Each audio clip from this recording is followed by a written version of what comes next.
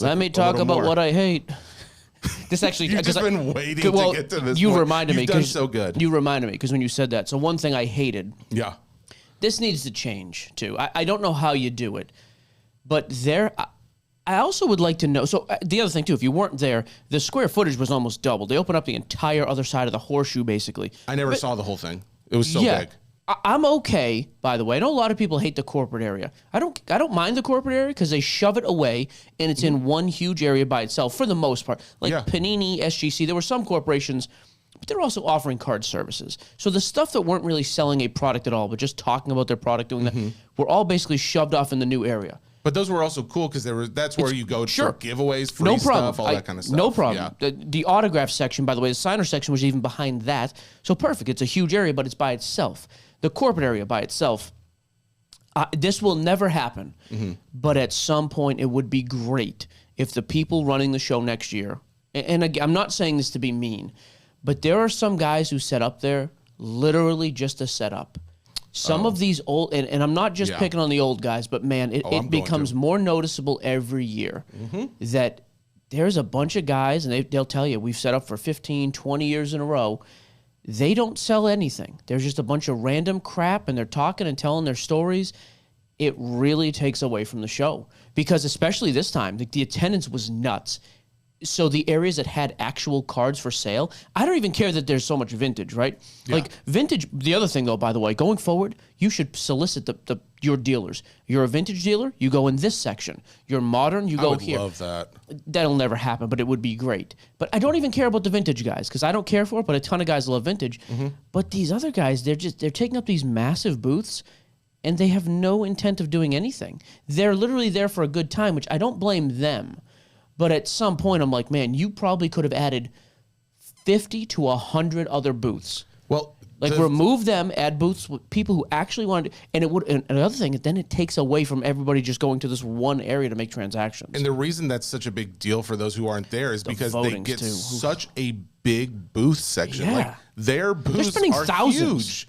And they're the ones who are taking up the most space, and they have the least amount of people around them. You can tell, in that back corner where the green carpet was, like where Nate Burns was set up. Was great. Everyone was over there because that was where the newer tables were. The guys who actually knew how the market was run today, not 20, 30 years ago. There were even, by the way, there were even some vintage guys there, but they were vintage guys with cards that were selling. Yeah, absolutely. It wasn't like there was one table up front. I don't even know who it was. I spent maybe 10 minutes on Thursday afternoon there.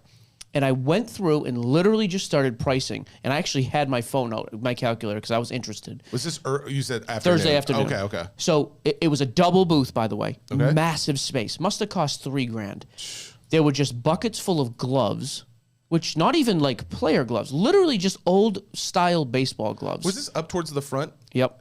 I know what you're talking about. Okay. They were like $30 or $40 a piece. I went through and I was generous. Let's say there's this many added up. Well, then I looked in the back and they had just random pictures and stuff, not autographs, just random, like 10 to $20 a piece. There were a bunch of old newspapers, just this massive display. And if I'm being crazy generous, if these people sold every single thing there, they maybe had $2,500 worth of stuff. They sold nothing, by the way. But I'm like, why are they... Again, I'm not just trying to dump on it. Like, it's a family tradition. Sure. But at the same time, can we just give them like an 8x8? Exactly. I don't know. Just give them a little smaller section. Or how about this?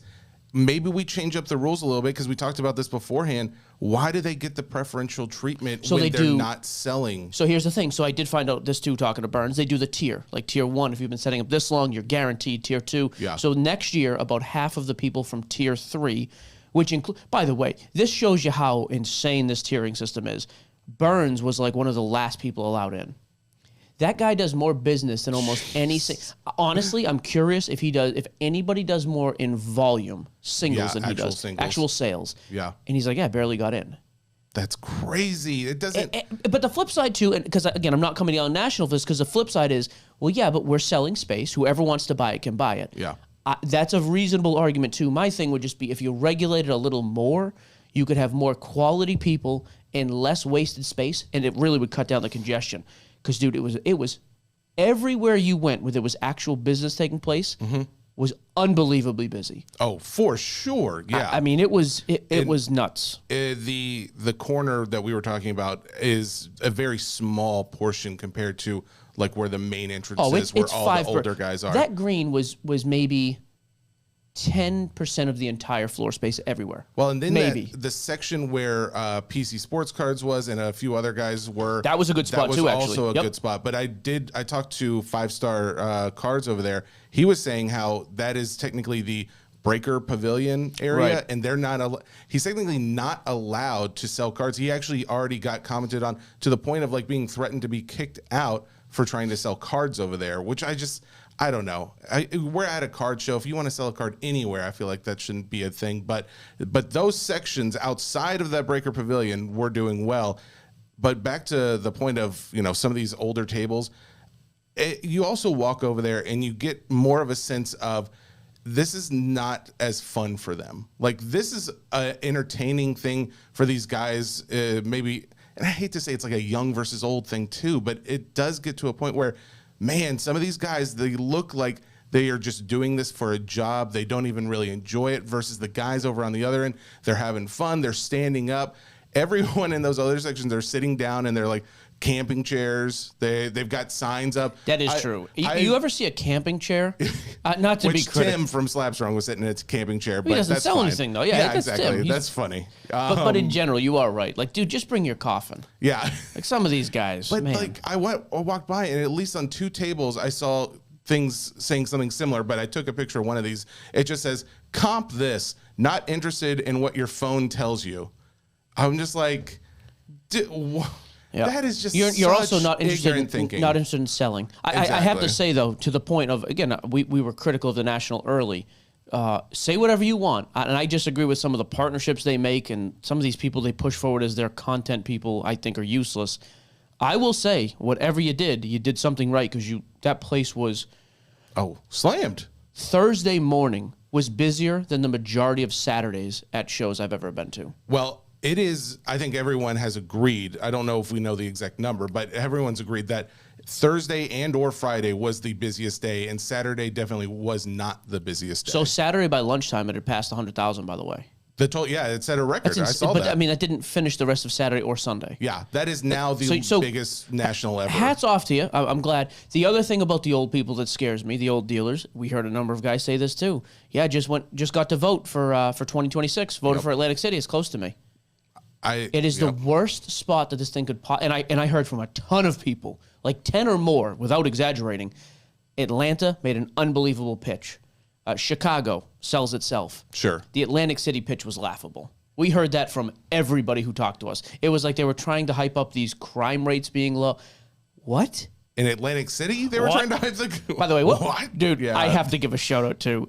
what is his name? Troy. Oh, okay. From I think it's The Chase, but it might be Dutch. Chase? Yeah, because DA cards. Troy made this freaking video where he impersonates Stone Cold Steve Austin. So good. I honestly tried to find a way to play it. I don't know how to because I'm stupid. I watched it twice yesterday and laughed. So I'm talking with Troy. Actually, I'm meeting with them Tuesday or Wednesday, I think. I'm going on their show. Oh, cool. But I was like, dude, one of the funniest. I have never really listened to their content up till about a week ago. Yeah. And I was like, oh, there's people I don't hate doing this still. Oh, well, there's a lot. That's the thing. There's a lot of content that came out. We are probably one of the worst about putting out content at this specific show. I was so happy. I did nothing on camera. It was actually, and I hate to say this for you guys, because I wanted to put more stuff out for you, but at the same time, it was so nice to be able to not have a booth area and be able to just walk around the show on the times where we could. I think Thursday and Friday were a lot more busy because we had either meetings or interviews. We just didn't have as much time on the floor until Saturday. Really was my busiest time. Mike's there like early every day. VIP is up until 10. So I got there 8:30 to 10 every day. It was empty. It was perfect. Yeah. So every single morning I made thousands of dollars worth of purchases before 10 o'clock. And honestly, I feel like this is the event where if you were there early and you were trying to sell, that has to be the idea. If you're trying to sell something, you've got to get there in the first couple days because by like Saturday, It is so hard to move anything. That was the day I finally got to get out and walk around, and that's when I was really trying to move that LeBron, which again last sold for $830. Guys, I would just walk up to a table and be, hey, any interest? I'm looking to. They weren't even buying. I'm looking to either trade or sell. I'm looking for non-sport stuff. Wouldn't even look at it. Yep. Like I'd hold it up. And they would, no, never mind. Nope. Yeah. So it was weird.